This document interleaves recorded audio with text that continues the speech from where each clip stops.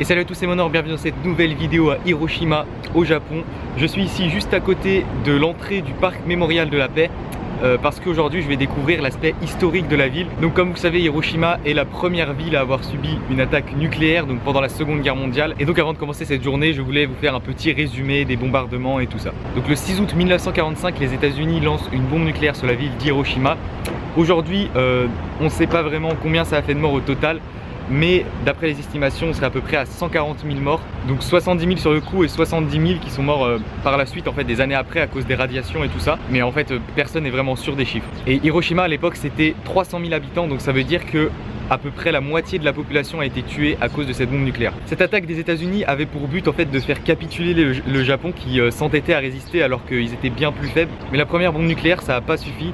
Les dirigeants japonais en fait sont entêtés à continuer la résistance, ce qui a entraîné par la suite, donc 3 jours après, la même chose à Nagasaki, donc, qui est une ville un peu plus au sud du Japon. Donc du coup c'est la deuxième bombe, donc celle de Nagasaki, qui a entraîné la capitulation du Japon parce que ça faisait vraiment trop de dégâts. Et donc par la suite la fin de la Deuxième Guerre mondiale, puisque les accords de capitulation du Japon ont été signés moins d'une semaine après. Et heureusement d'ailleurs, parce qu'en fait les États-Unis avaient prévu une troisième bombe nucléaire à envoyer sur la ville de Tokyo si les deux premières n'avaient pas suffi. Donc autant vous dire que historiquement Hiroshima a vraiment un passé très lourd et aujourd'hui est tristement célèbre à cause de ce drame, parce qu'elle reste la première ville au monde à avoir subi une attaque nucléaire. Et en fait depuis ces attaques, le monde entier est un peu dans la terreur d'une apocalypse nucléaire. Tout le monde a un peu peur que tous les pays s'envoient des bombes et que ça détruise l'humanité tout simplement. Mais heureusement après ces deux attaques, l'arme nucléaire n'a jamais été réutilisée lors d'un conflit. Donc contrairement à ce que certains pensent, aujourd'hui la radioactivité est totalement redescendue à un taux normal. Donc il n'y a plus aucun risque de venir à Hiroshima aujourd'hui, et c'est pareil pour Nagasaki. Et donc vous vous doutez que ici dans la ville il y a énormément de lieux, de monuments qui sont en rapport avec ces bombardements. Et donc comme je vous l'ai dit, juste derrière moi on a le parc du mémorial de la paix. À l'intérieur on a le musée du mémorial de la paix. Et dans toute la ville en fait il y a plein de lieux intéressants à voir qui sont en rapport avec ça en fait. Donc aujourd'hui c'est ce qu'on va faire. Dans un premier temps on va aller dans le parc, après dans le musée, et après on va faire un peu le tour. Voilà, donc petit moment histoire, j'ai envie de dire, terminé. J'espère que c'était pas trop chiant, j'ai essayé de faire au plus court et au plus simple.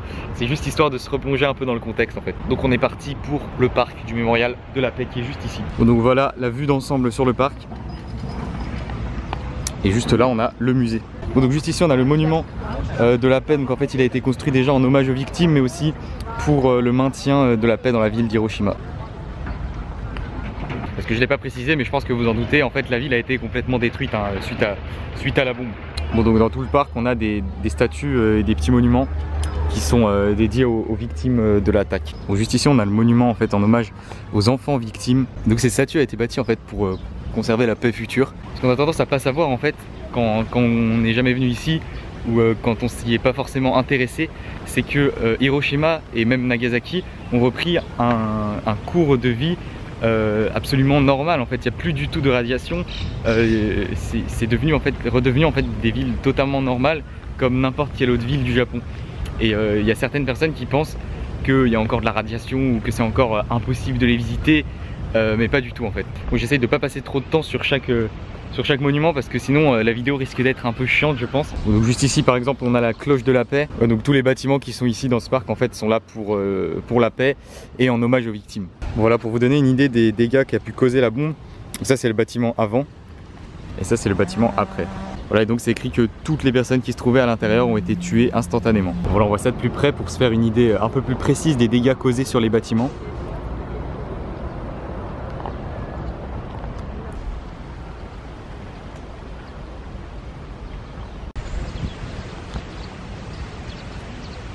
Donc en fait ce qu'il faut savoir c'est que la bombe a explosé vraiment très proche de ce bâtiment qu'on vient de voir qui est totalement détruit, enfin qui a été pas mal touché par la bombe. Donc ils disent qu'elle a atterri à 130 mètres de ce bâtiment. Donc c'est vraiment très proche, et s'il reste des ruines en fait c'est parce qu'il était en béton. Donc il a à peu près résisté, contrairement aux autres bâtiments qui étaient aux alentours en fait, qui ont tous été rasés entièrement parce que ils étaient en bois en fait à l'époque. Donc là j'ai fait le tour du parc, donc je vais me diriger vers le musée maintenant. Et aussi je crois que je l'ai pas dit, mais en fait les États-Unis ont utilisé la bombe nucléaire déjà pour éviter la mort de beaucoup de soldats, et aussi pour montrer à l'URSS qu'ils l'avaient en fait, et pour leur faire un peu peur. Et du coup c'est ça qui a un peu inauguré le début de la guerre froide. Voilà, le musée est juste ici. J'ai pris un ticket, l'entrée est à 200 yens, ce qui fait à peu près 1,50 €. Je viens à l'instant de ressortir du musée. Franchement, c'était très intéressant. C'est l'une des rares fois où je me suis pas fait chier dans un musée parce que d'habitude j'aime pas trop ça. En fait, je pense que c'est pas forcément intéressant, voire même un peu ennuyant d'avoir des images de musée comme ça où je parle pas parce que j'ai pas beaucoup parlé, parce que l'ambiance est quand même assez pesante, j'ai envie de dire. Du coup, je vais vous mettre les images que j'ai prises maintenant et je vais essayer de vous les commenter un peu. Ça expliquait vraiment en détail un peu toute l'histoire finalement, ce qu'était la ville d'Hiroshima avant l'explosion, pourquoi les États-Unis l'ont envoyé, enfin tout ce qu'il y avait à savoir était indiqué. Et en plus c'était très bien parce qu'il y avait, on pouvait choisir la langue française dans les explications, donc c'était plus simple à comprendre. En gros ça expliquait un peu tout ce que je vous ai raconté au début de la vidéo. Et il y avait une partie très intéressante tout à la fin où il y avait des objets qui ont été retrouvés après l'explosion, qui étaient exposés en fait. Donc on voyait les dégâts qu'avaient subi des objets ou même des vêtements. Donc ça montrait un peu les dégâts qui avaient été causés par la bombe, quoi. C'est une ville très intéressante à découvrir, je vous l'ai déjà dit dans les précédentes vidéos, parce que tu as une partie vraiment historique où tu peux découvrir les monuments qui sont en rapport avec le bombardement, le musée, le parc, tout ça. Mais tu as aussi de très belles choses à voir, des temples, il y a un château, il y a l'île de Miyajima qui est juste à côté, que j'ai vu dans la dernière vidéo. Donc tu as vraiment deux facettes de la ville en fait que tu peux découvrir. Bon, donc je sais pas ce que ça va rendre hein, sur la vidéo, mais j'espère avoir pu expliquer au mieux ce que j'ai vu et un peu l'histoire des bombardements. C'est assez compliqué à faire hein. Bref, du coup là il est midi, donc je vais aller manger. Je vais aller manger un okonomiyaki. Alors en fait la petite rectification d'une de mes précédentes vidéos où je vous avais dit que le okonomiyaki était la spécialité de la ville d'Osaka, mais en fait non, c'est la spécialité de la ville de Hiroshima. Donc on va en profiter d'être ici pour manger les produits locaux. Donc en gros c'est l'omelette japonaise.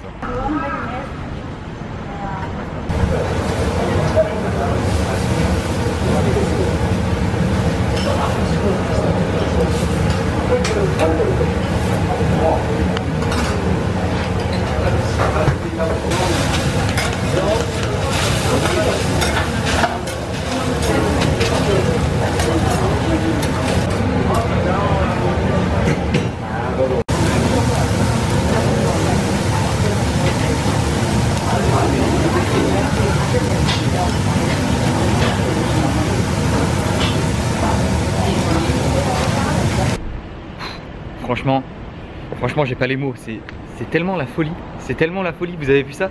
C'est trop bon putain. En gros, moi j'avais déjà goûté 2 fois, mais il n'y avait pas les nouilles avec, et ça c'est le style Hiroshima apparemment, donc c'est avec des nouilles. Oh là là, oh là là, c'est un des meilleurs plats que j'ai bouffé au Japon. C'est, je sais pas comment dire, c'est vraiment un bijou de la gastronomie. Bon après ce restaurant était apparemment très connu et très bien réputé. Et bah j'ai compris pourquoi. Bon, avec les mecs qui cuisinent devant toi et tout. Moi j'ai pris une classique avec supplément fromage. Du coup là je me dirige vers le musée de l'école de Fukuromachi, qui est une école qui a subi énormément de dégâts lors de l'explosion. Donc il y a un musée et tout. Il y a vraiment plein de choses à voir, ça a l'air très intéressant. Donc on continue la visite historique de la ville. Voilà, c'est ce bâtiment qui a bien sûr été totalement reconstruit depuis l'explosion. Donc là il y a une image du bâtiment après l'explosion. Donc on va rentrer visiter ça. Là je suis à l'intérieur, l'entrée est totalement gratuite. Ça c'est tout ce qui a été fait en hommage aux victimes.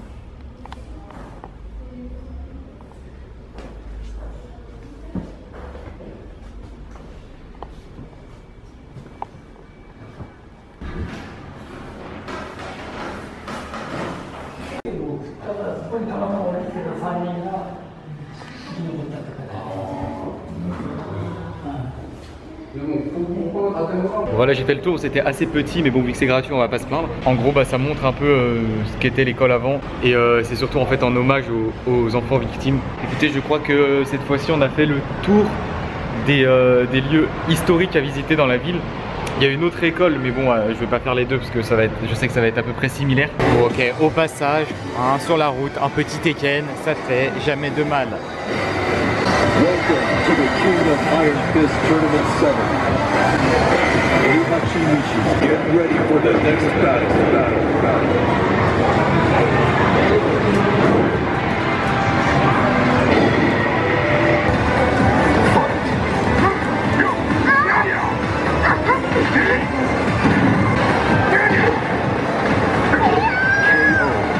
voilà, du coup je pars pour le temple Mitaki-dera qui est situé à peu près 1 heure de marche d'ici. Donc petite balade dans Hiroshima, c'est parti. Là, je suis en train de marcher en direction du temple là et je viens de me rendre compte que je vous ai jamais fait cette remarque. C'est quelque chose qui est devenu totalement banal parce que je vois ça tout le temps maintenant au Japon. En gros, sur tous les trottoirs, toutes les rues, vous avez ça là. C'est des lignes jaunes. Et en fait, c'est pour les aveugles. C'est pour qu'ils puissent suivre le chemin et donc savoir quand il faut traverser et tout. Et il y en a à peu près partout, dans à peu près toutes les villes du Japon. Il y en a même dans le métro et tout. Ça, c'est vraiment super pratique. Oui, aussi, je viens de réaliser que dans une semaine, ça fera 6 mois que je suis parti en Asie, que je suis parti voyager au Japon et tout. Je réalise pas en fait. Je réalise pas du tout. Du coup, je suis à plus de la moitié de mon année de voyage. Enfin, j'avais prévu 11 mois de voyage à la base. Voilà, aujourd'hui on a fait toutes les visites historiques et tout, donc juste avant. Et en fait, j'étais en train de me dire que c'est vraiment difficile de réaliser que tu es dans la ville où il y a eu la bombe nucléaire. Enfin, genre, en fait, tout est tellement normal finalement, tout est tellement classique dans cette ville. Genre, tu te dis que tu es dans une ville qui a un passé vraiment très lourd, qui n'est pas forcément lointain parce que c'était en 1945, ça fait que c'est quand même relativement proche. Et mais t'as vraiment du mal à te dire que ça s'est passé ici quoi. Regardez là, je passe sur un petit pont et la vue est quand même pas dégueu. Regardez avec le train qui passe là, les petites montagnes. Il y a énormément de ponts dans cette ville. Petit point. Il y a des ponts quoi, il y a des ponts. Voilà. J'avais programmé mon itinéraire sur mon téléphone, ce que j'ai l'habitude de faire tout le temps, et je sais pas pourquoi il s'est enlevé. Du coup normalement j'étais censé être pas loin. Et je pense que c'est ici, genre en haut de cette montagne, il y a des escaliers et tout. On va aller voir. Sinon il y a un Family Mart là-bas pour choper la wifi. Ah c'est bon. Ouais, vous voyez rien, mais c'est bon, j'ai pas l'itinéraire, mais je vois à peu près où c'est. Bon ok, j'ai trouvé le chemin. Donc on est ici. Le temple est ici, donc par là-bas. Bon, voilà, on y arrive. En tout cas, il n'y a vraiment pas beaucoup de monde. Hein. J'ai dû croiser 2 personnes peut-être dans l'enceinte du temple. Voilà le bâtiment. Et après, ça continue par là-bas. C'est un espèce de parc, un espèce de jardin, vous allez voir. Voilà, d'ici on voit bien. En rouge comme ça, c'est vraiment très joli. Voilà, il n'y a vraiment personne. Hein. Franchement, pas beaucoup de gens viennent jusqu'ici en fait, parce que la plupart des gens qui viennent à Hiroshima, ils restent pas longtemps. Enfin, moi non plus je reste pas longtemps, mais vu qu'ici c'est un peu excentré, en fait ils prennent pas le temps de venir ici.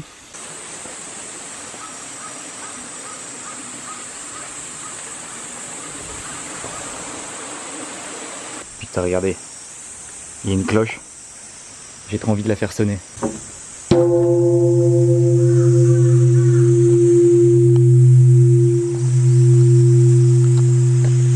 Je sais pas pourquoi j'avais envie.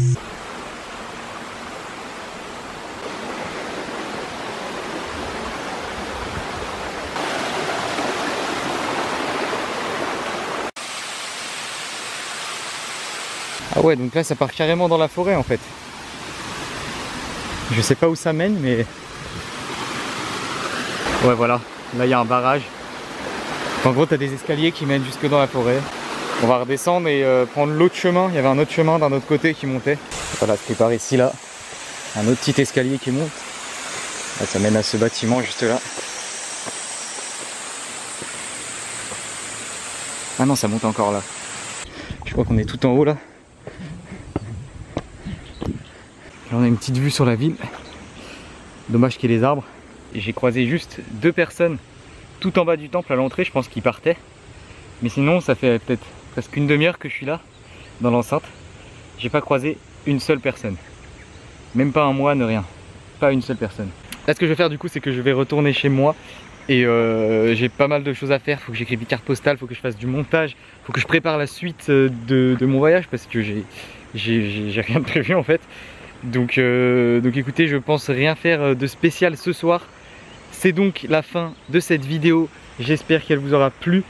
On a découvert la facette historique de Hiroshima. Donc si ça vous a plu, mettez un gros pouce bleu à la vidéo, partagez-la, abonnez-vous à la chaîne si ce n'est pas déjà fait. Et je vous dis à très bientôt pour la suite de l'aventure.